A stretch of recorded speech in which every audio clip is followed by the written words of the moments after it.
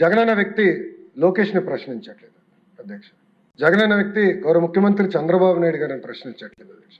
జగనన్న వ్యక్తి ప్రభుత్వాన్ని ప్రశ్నించట్లేదట అధ్యక్ష.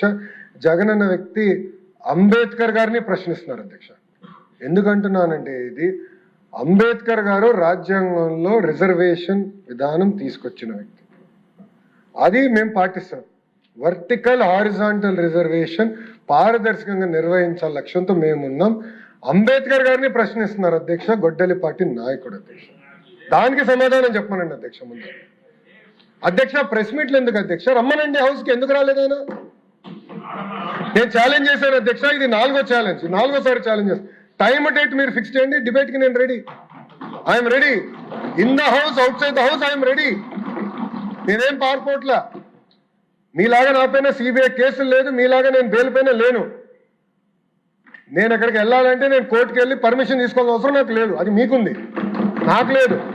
పారదర్శకంగా నేను నిర్వహిస్తున్నా అధ్యక్ష. Come to the house and debate. I'm challenging you today.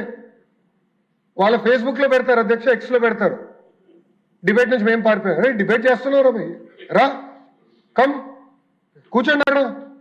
మీకు మంచి ఒక బ్లాక్ కూడా ఉంది రెడీగా, ఖాళీగా 11 మంది పట్టేదానికి నీట్గా ఉంది, రండి కూర్చోండి, చర్చిద్దాం.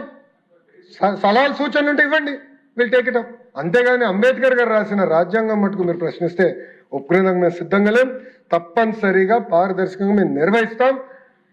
ఇంకొక 3 డిఎస్సీలు ఎన్నికల ముందర ప్రజాప్రభుత్వం నిర్వహించి ప్రభుత్వ పాఠశాలను బలోపేతం చేసే బాధ్యత మేము తీసుకుంటాం అధ్యక్ష.